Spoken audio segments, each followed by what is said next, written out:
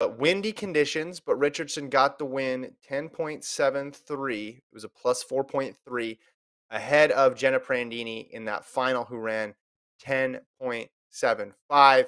And with the camera angles with the race, a bit difficult to figure out um, and analyze it as much as you could a race like the Prefontaine Classic. But the important part for her, she's winning. She's established herself, I think, at this point as the number one runner in the US. Now, whether or not she can continue that to trials and still get in that top three, I think she's worked herself in a really good position. But that's obviously TBD. Got to run the race, and then on the world side of things, you still got to think the Jamaican contingent is strong here. But what do you think? I mean, it's 10-7, but with the wind, if you correct that down to zero point 0.0, it goes up to 10-9.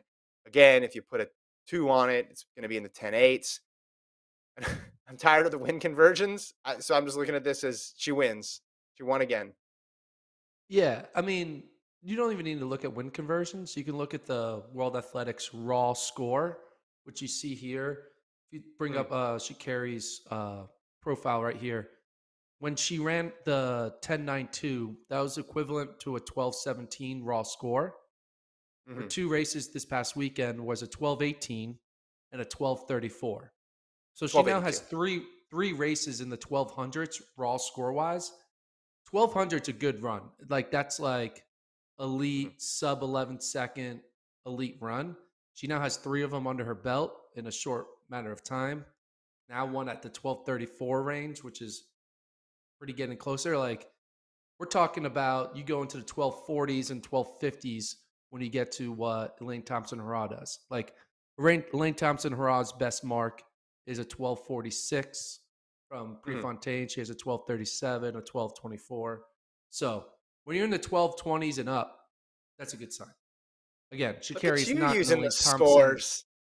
Look at What? these fancy numbers. You're like, there's not enough numbers in track with the time. I'm going to use a score for Yeah, track. well, Look at the Gordon scores are Mack. good because it takes into account the wind.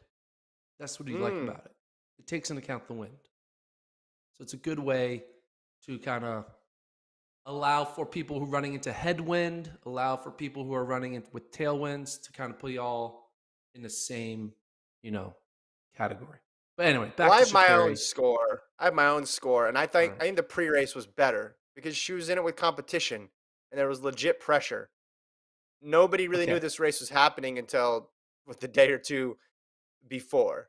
And True. I think for sprints especially, competition matters because the margin of error is so small. So I put the pre-race over this, but pretty similar. I think it's all pointing to this complete picture now. Like she's been pretty consistent, um, going back even to that crazy headwind race, not the first one, but the second one, where she finished ahead of 20 Sha'Carri. That's like three finals in a row where she's been in and around that same area. Yeah. When you look at the rest of the U.S. field, I think Sha'Carri now has really grabbed the bull by its horns. They say.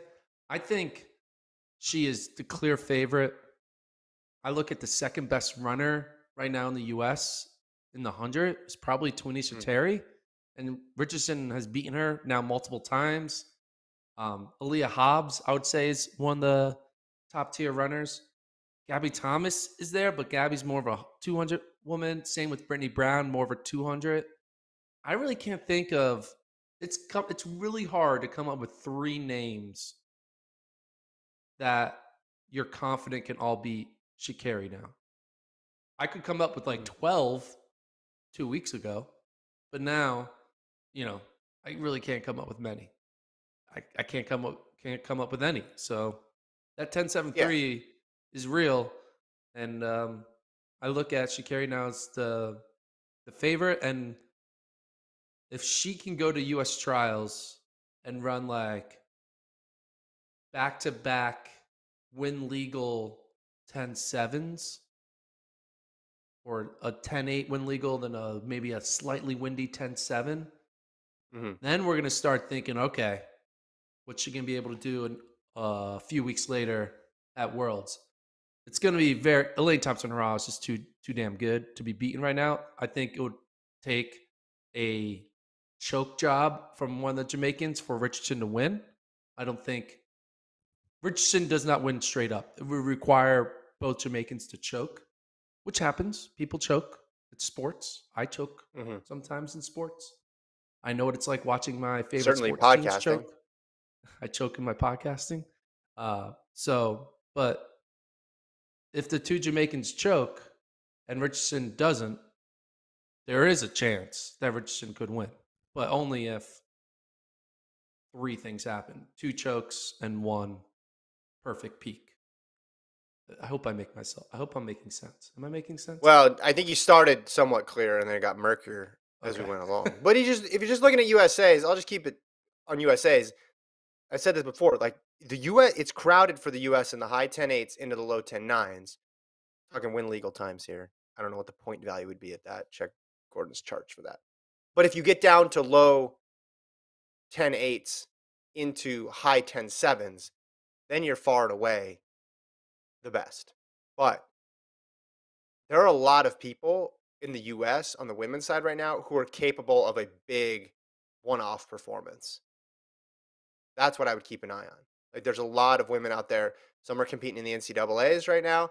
Some are just regular pros who it wouldn't surprise me if you went to like if you said, "Oh, Steiner or Jefferson's going to run 1083 at USA's," that wouldn't be shocking to me. Or someone like a Hobbs or a Terry, someone like that, like low and eights. But then if you get into sevens, then it's a totally different ballgame. So I think for Richardson, can she return to that form? Right? Can she return fully to 2021 where she was running the fast times and putting up the big margins of victory? So far, she's not quite there yet, but she's done enough to put herself as number one in the US. Yeah, and I spent all weekend retabulating my US There it is. rankings, my top 10 Yep. US rankings, and Sha'Carri came up on top of my rankings. And How many points?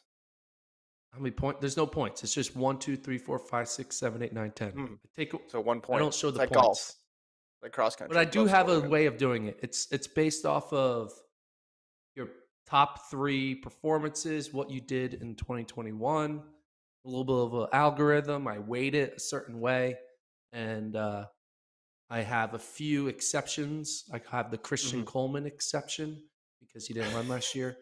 But uh, they're good rankings. So check them out. Go to flotrack.com/rankings, and you can see the newest US rankings. I do every event from the 100 all the way to the javelin throw. And Richardson right now is currently ranked number one in the women's 100. Can you guess my 200-meter rankings? Gabby Thomas. Correct. Okay, She's there you number go. one in the 200. All right.